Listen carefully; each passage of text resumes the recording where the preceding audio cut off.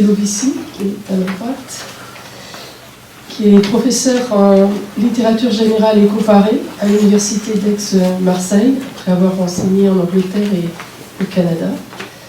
Il a d'ailleurs été depuis professeur invité dans de nombreuses universités étrangères et est membre de plusieurs équipes de recherche internationale, et notamment titulaire de la chaire Exil et Migration au Collège d'études mondiales de la Fondation Maison des sciences de l'homme à Paris. Il a beaucoup travaillé, il s'intéresse à la traduction comme expérience et comme enjeu politique, philosophique, à l'expérience de l'exil et de la migration, et à la littérature qui en témoigne, aux problématiques du métissage.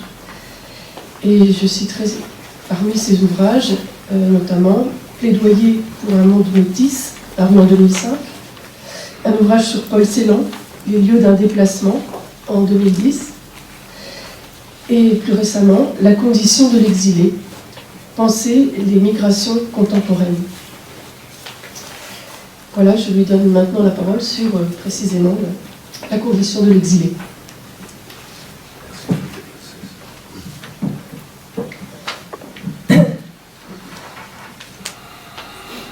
Merci de cette introduction et merci au CIPA de cette invitation.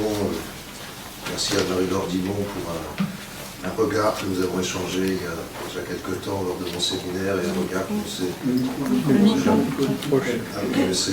qui ne s'est jamais interrompu, et je m'en réjouis d'être parmi vous ce matin. We are translated men. Nous sommes des êtres traduits, transférés, transportés. We are translated men, proclama Salman Rushdie en une célébration qui reprenait une croyance au métissage cosmopolite que la fin du XXe siècle pouvait encore entretenir, mais que le XXIe siècle s'est chargé de nier. À dire vrai, l'Europe, qui a pensé dialectiquement l'histoire et le politique, se fait désormais une spécialité de rater ses rendez-vous avec l'histoire. Elle a raté son rendez-vous avec le métissage il y a quelques années, comme elle rate son rendez-vous avec la migration aujourd'hui.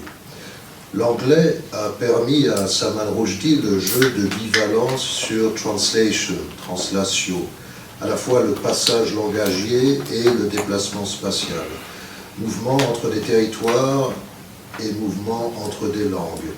Les deux entreprises sans garantie de réussite, une traduction pouvant échouer au même titre qu'une migration. Ils sont venus, ces translated men, d'Inde ou d'Afrique, en Europe, et pour continuer d'être, ont dû accepter d'autres codes, d'autres grammaires, d'autres lexiques, sur le plan comportemental comme sur le plan culturel. Or, je ne suis pas certain que l'assertion de Rushdie soit absolument correcte. Je crois qu'elle s'applique à l'étranger, mais pas à l'exilé, car il importe de distinguer précisément les deux catégories. Dans le regard des autochtones, ceux qui sont d'eux quelque part, la phénoménalité de l'étranger se distingue de celle de l'exilé. La perception du premier, l'étranger, s'assure que le dehors est dehors, que l'étranger en provient, mais qu'il s'en est détaché ou qu'il en est à la rigueur l'ambassadeur.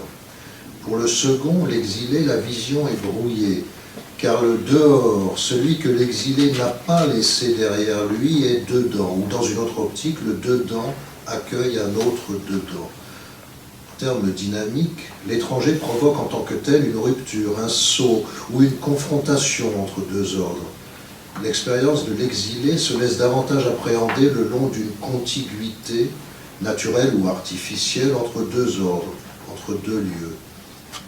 Du lieu d'origine au lieu d'accueil, la conscience exilique opère une projection anticipatrice nécessaire sur le plan psychologique pour ne pas céder à une angoisse mortifère ou dissolutive du sujet. Entre les deux lieux se façonne une expérience particulière, car autonome par rapport aux deux ordres culturels qu'il supporte, sa visée étant de les mettre en liaison. L'exilé, entre deux ordres politiques, culturels, moraux, ne peut que s'en remettre à sa propre autorité, y fondant son expérience et faisant par conséquent de sa position entre les deux cadres axiologiques la teneur même de son expérience du l'exilé. L'étranger conforte l'ordre établi par la rationalité spatiale.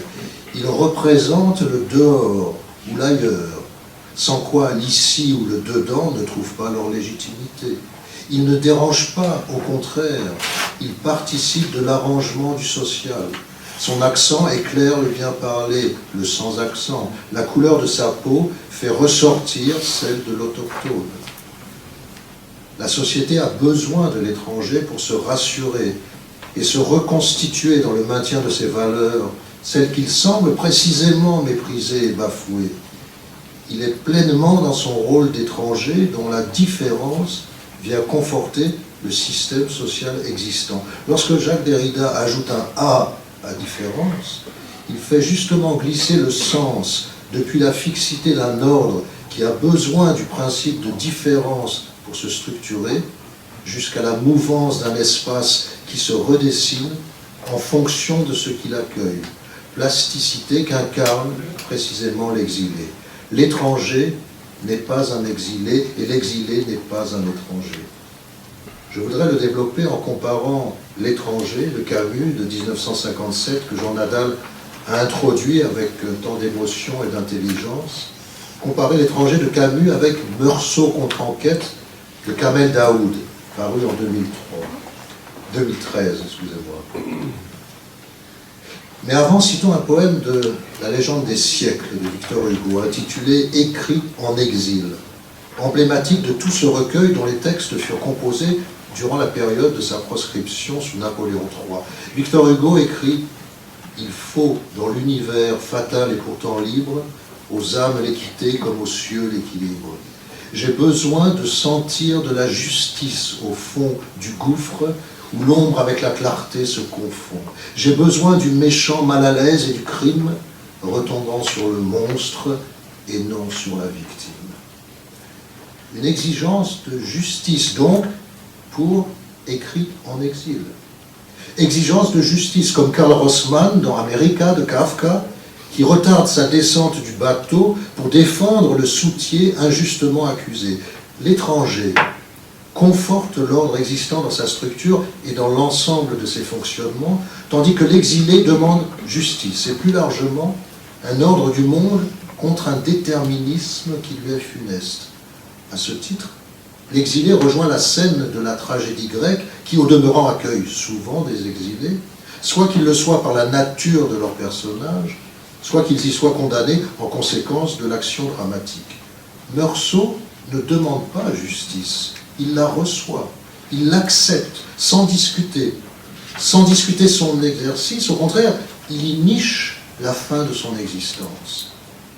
Haroun, en revanche, dans Meursault contre enquête, non seulement demande justice pour son frère, pour sa mère et pour lui-même, mais il l'administre, poussé par sa mère en exécutant le Roumi Joseph, le Français venu se réfugier dans leur maison lors des troubles de l'indépendance algérienne.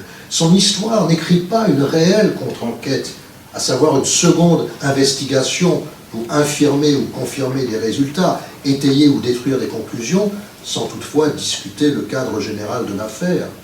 Le titre de Kamel Daoud omet l'article à contre-enquête, Meursault contre-enquête, comme pour en souligner le peu d'assurance sémantique.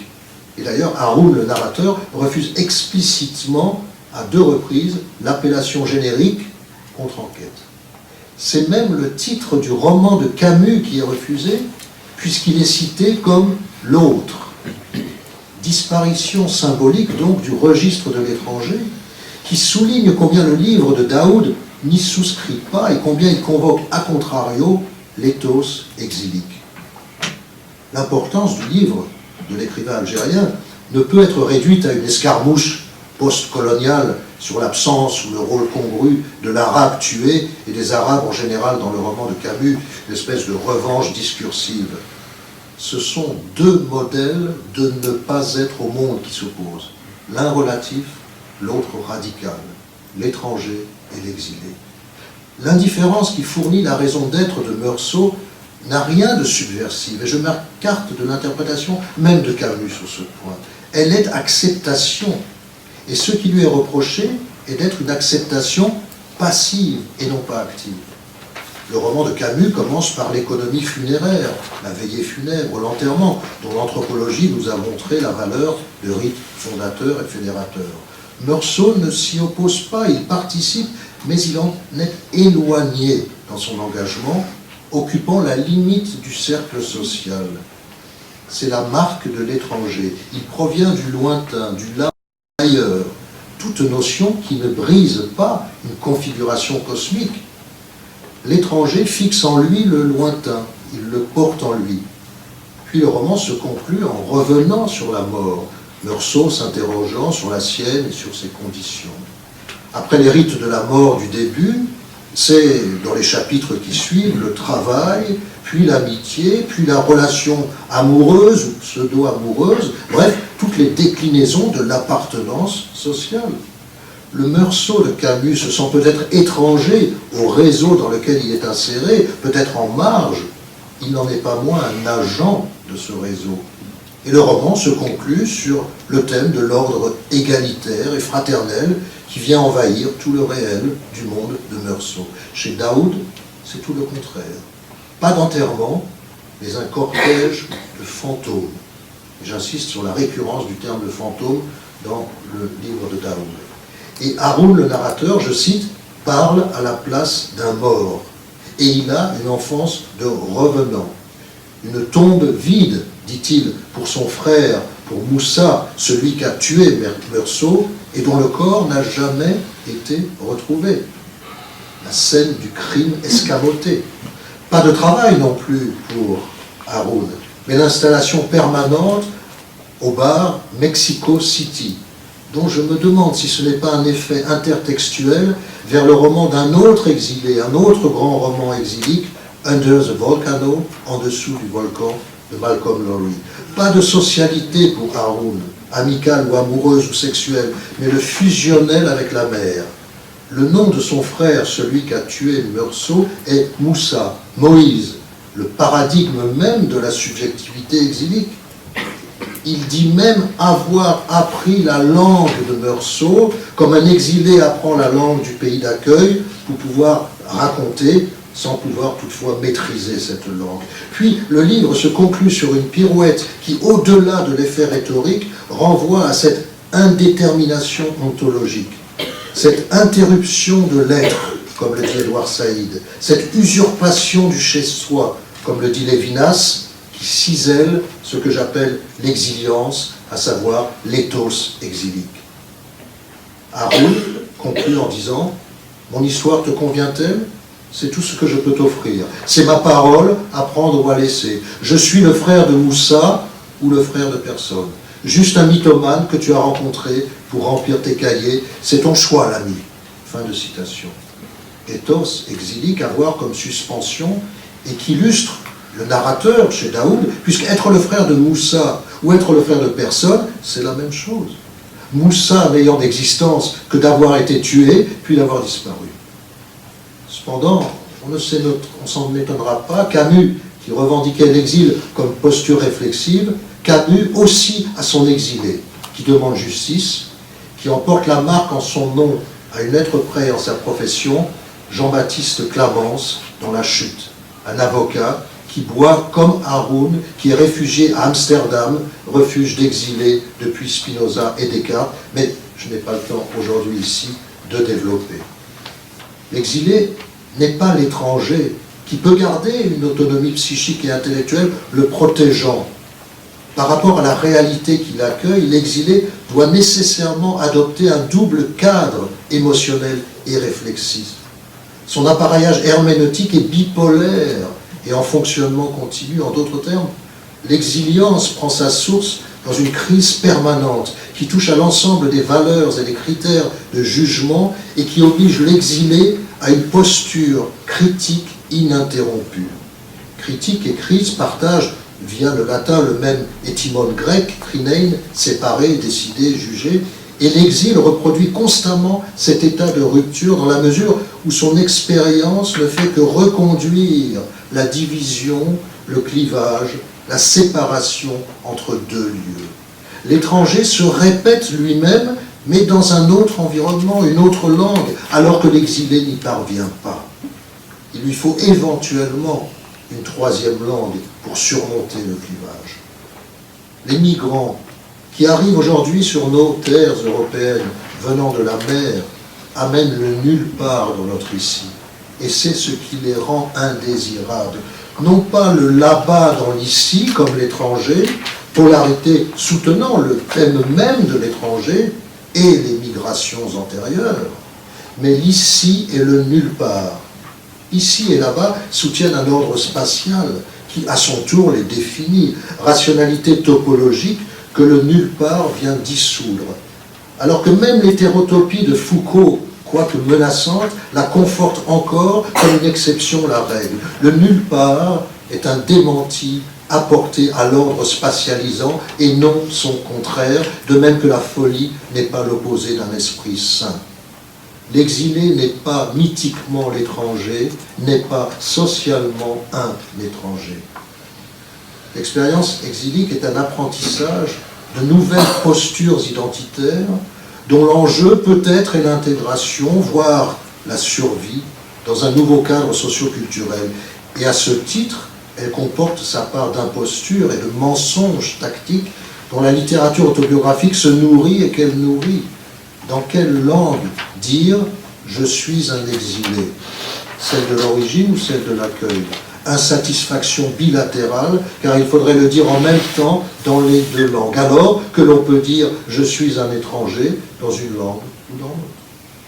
Significativement, les derniers mots du recueil de témoignages réalisé par Clémentine Baron sous le titre « Les oiseaux migrateurs » sont les suivants. Dû à un réfugié syrien ayant bénéficié du programme de relocalisation adopté par l'Union européenne, l'un des rares bénéficiaires, car je dois rappeler que les États européens ont accueilli moins de 10% des migrants devant en bénéficier. Dernier mot donc prononcé par Amar: « Quand je repense à mon passé, je ne comprends pas comment j'ai pu survivre à tout cela. Aujourd'hui, ça me semble irréel, comme un mauvais rêve. Tout ce que je vous ai raconté, ce n'est qu'un petit échantillon de ce que nous avons traversé. Vous ne pouvez pas comprendre, nous sommes revenus d'entre les morts. » Fin de citation. Revenir d'entre les morts, c'est persister dans un entre-deux, avoir connu la mort et continuer à vivre. Le syndrome d'Orphée ou le syndrome d'Ulysse. Retour d'entre les morts, réalité implacable, indéniable, puisque plus de 30 000 morts nous le rappellent en Méditerranée. Nous ne pouvons traiter de migration en Europe aujourd'hui sans les considérer. Rupture radicale avec les mouvements migratoires antérieurs qui guident pourtant les procédures d'accueil et de contrôle actuelles avec les résultats désastreux que l'on connaît. Continuer en portant les morts. Position connue, celle du survivant, notamment du trauma génocidaire, par des survivants du génocide arménien, de la Shoah ou du génocide rwandais. Ce qui permet en retour d'interroger cette littérature sous le prisme de l'exil. Le survivant est comme un exilé. Il ne vient pas de quelque part, mais peut-être d'un là-bas, en tout cas d'un nulle part. Imre Kertész, comme Primo Levi, l'ont développé avec cette différence que l'exilé n'est pas destiné à la mort. Accueillir le migrant signifie traduire de l'intraduisible, c'est-à-dire qu'il y a de l'intraduisible et qu'il est nécessaire de le reconnaître. Le social et le politique sont en retard. Ils admettent difficilement l'intraduisible. Ils admettent difficilement que les individus bâtissent leur subjectivité sur ce qu'Édouard Glissant dénommait l'opacité et Derrida, Viatorok, la crypte. Or, les migrants participent d'un tel processus identitaire. Leur subjectivité se fonde sur du secret, sur du caché. Et Nietzsche et Rilke ont mis de l'avant cette part de secret dans l'animal, qui pour l'humain fait le mystère de cet autre vivant et qui le rend à ce titre non seulement énigmatique, mais insupportable. Vouloir à tout prix que l'autre réponde. fonder l'échange et le partage sur ce droit à être répondu, bafouant le droit de l'autre à ne pas répondre. Celui qui demande l'asile doit répondre à son plan du monde, à savoir le récit de son exil. Il n'a pas le droit de ne pas répondre, sinon il n'a pas l'asile. Les survivants des camps nazis, les survivants d'un massacre, voire d'un cataclysme hors norme, ne peuvent raconter. Et ce silence devient un secret, mais ce secret pour la société devient une faute. L'exilé, à la différence de l'étranger, je reprends cette distinction, ne vient pas d'un ailleurs spatial, mais d'un ailleurs temporel. D'où la double personnalité structurant sa construction subjective. En effet, s'il n'est pas possible d'habiter simultanément deux lieux, sauf par la médiation de l'imaginaire, occuper deux temporalités relève d'un processus psychologique admissible. Lorsque Freud, dans Malaise dans la civilisation, joue avec l'idée d'une coexistence de plusieurs strates de l'architecture urbaine de la Rome antique, il en dénonce l'inanité car, dit-il, la même unité de lieu ne tolère pas deux contenus différents.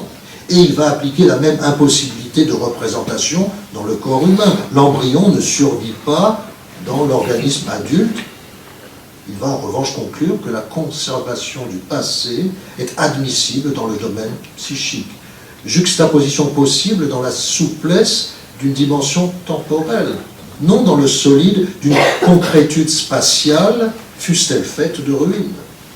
Pour Freud, le souvenir écran participe de cette même plasticité temporelle qui colle ensemble deux moments en effaçant leur distance. Or, dans le premier texte consacré à la question, Freud évoque un de ses souvenirs écrans, celui des fleurs jaunes et de la robe jaune, qui est lié au départ de la Moravie pour Vienne à l'âge de 3 ans, vécu avec la violence d'un exil. Traduire le migrant opère similairement au souvenir écran qui traduit, le terme est employé par Freud, l'épisode oublié, un récit met en scène un autre récit imprononçable. Mais cela, l'officier de l'OFPRA ne peut pas l'entendre. Imprononçable ou inaudible. Le dédoublement n'est pas forcément la cause de l'inaudibilité et de la non-réceptivité. Lorsque l'étranger n'est plus entendu, alors il est renvoyé au statut d'exilé. Dans l'œuvre de Joseph Conrad, lui-même porteur d'un destin dédoublé, le thème de la double personnalité de l'exilé, vu comme une duplicité identitaire, est récurrent. Dans la nouvelle Amy Foster, il est mis en scène Yanko, un étranger venu en Grande-Bretagne depuis l'Europe de l'Est. Yanko est accueilli, hébergé, on lui donne un travail, une épouse, bref, il est considéré comme un étranger. Puis il tombe malade. Et son épouse, Amy Foster, ne comprend pas ce qu'il lui dit, alors que victime d'une intense fièvre, il lui demande de l'eau dans sa langue natale. D'étranger, alors, il est devenu exilé. Son destin final montre qu'il était déjà un exilé, déguisé en étranger, à ce titre en suspens, en sursis, inintégrable. Et non pas donc un étranger qui, lui, bénéficiait d'une place réservée que la compassion chrétienne ou médicale aurait pu sauver. Lorsqu'il agonise, Yanko accueille déjà la mort dans son être au monde et assume ainsi pleinement sa condition d'exilé. Je le répète, depuis l'année 2000, plus de 30 000 exilés morts en Méditerranée, 30 000 morts pour avoir tenté l'exil. 30 000 exilés qui sont morts. Pas 30 000 disparus, car ils n'ont pas disparu, ce serait trop facile. Ils sont encore debout parmi les migrants qui ont touché la rive, ils sont debout parmi nous. La crise migratoire, ce sont eux, et ce n'est pas une crise, mais une catastrophe. Les oublier en considérant l'exil de masse contemporain équivaut à juger l'hitlérisme ou le stalinisme sans les camps et les charniers. La France et l'Europe ont connu des vagues migratoires, mais jamais une migration qui périssait dans les vagues. Les responsables en charge, volontairement ou non, évoquent des flux en ignorant les flots. Or là se tient la différence entre les mouvements antérieurs et le phénomène contemporain. Prétendre gérer lorsqu'il s'agit de sauver des milliers de vies humaines est obscène. Il est vrai qu'en d'autres temps, on a su gérer la mort en masse. Le naufrage d'octobre 2013 près de Lampedusa, dans lequel périrent 300 victimes, ceux d'avril 2015, dans lesquels se noyèrent 1500 exilés, est-ce l'indice Titanic ou l'indice Auschwitz qui doit leur être appliqué? Un accident qui s'inscrit dans une chaîne d'épisodes malheureux, quoique saisissables par la raison, ou un phénomène dont l'ampleur tragique déborde les lois mêmes du tragique et demande de nouvelles grilles de compréhension et une nouvelle clinique. On se souvient que pour une catastrophe naturelle telle que le tremblement de terre de Lisbonne en 1755 et ses 55 000 victimes, Voltaire lui-même en vint à douter de sa capacité à la faire entrer dans les règles de l'acceptable.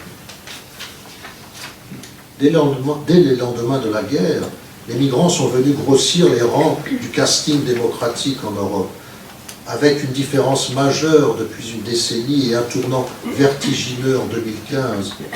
Le migrant migrait auparavant parce qu'il voulait vivre mieux. Il migre aujourd'hui parce qu'il veut tout simplement vivre. Il fuit la guerre, la famine, la persécution, la misère, le chômage, la désertification, la dévastation nucléaire. Si les causes sont diverses, elles concourent à donner aux migrations contemporaines une ampleur, une nature inédite que les aspects dramatiques de ce phénomène soulignent. Plus d'1 million de migrants irréguliers parvenus en Europe au long de l'année 2015, dont un 5e d'enfants. 360 000 en 2016. Un nombre de déracinés de 65,3 millions dans le monde, supérieur aux chiffres atteints lors de la Seconde Guerre mondiale. Des centaines de centres de détention, de concentration, de campements sauvages sur les territoires européens. Et entre 150 et 200 millions de migrants climatiques prévus pour 2050. Scène mondiale, non seulement pour la migration générale, mais autant pour la migration irrégulière. On le savait pour l'Asie, entre 80 000 et 100 000 exilés morts entre Birmanie, Bangladesh, Thaïlande et Malaisie. Pour l'Australie, au large de laquelle des centaines d'exilés se sont noyés et qui a réglé le problème en enfermant dans des camps de rétention en Papouasie, Nouvelle-Guinée et sur des îles du Pacifique tous les migrants. La situation migratoire actuelle est telle qu'on ne peut conclure à un changement majeur, radical dans l'histoire des migrations, et la nécessité donc de comprendre différemment l'histoire de la migration actuelle. La mort et la misère, pourtant spectacularisées, demeurent spectrales, et ces fantômes ne hantent guère les consciences. On laisse passer les bateaux comme on laissait passer les trains, en tournant considérablement l'angle de vue. Une condition exilique, de même qu'on a pu traiter d'une condition humaine, une condition féminine, une condition noire, une condition juive, même si ces exemples peuvent sembler suspects en autant de déconstruction identitaire. Victor Hugo affirmait que l'exil est chose mentale, comme Da Vinci le disait de la peinture, sans nier évidemment les réalités concrètes et les difficultés de l'expérience, mais en insistant sur sa dimension intérieure, existentielle. Elle apporte un regard sur le monde et constitue une facette de la condition humaine, homo migrans autant que homo sapiens. Considérer l'exilience comme un attribut de l'expérience humaine invite à regarder fraternellement les arrivants comme des exilés, non pas comme des Érythréens, des Syriens, des Somaliens, non pas comme des migrants, humains, comme les Arméniens après le génocide turc, comme les Juifs après la Shoah, survivants du déni d'humanité. Ce que les arrivants éprouvaient appartenait à l'expérience simplement humaine. Je leur accordais donc le pouvoir de dire « je suis exilé », sans que l'on accorde ce droit aux migrants d'aujourd'hui. Dire « je suis exilé » sans que la question insidieuse ne surgisse. Exilé d'où? Je suis exilé, comme je suis femme, comme je suis métisse, comme je suis handicapé. Variation sur la condition humaine qui ne supporte aucune minoration ni exclusion. Ne nous exilons pas de l'exil. Nous sommes tous des exilés. Merci.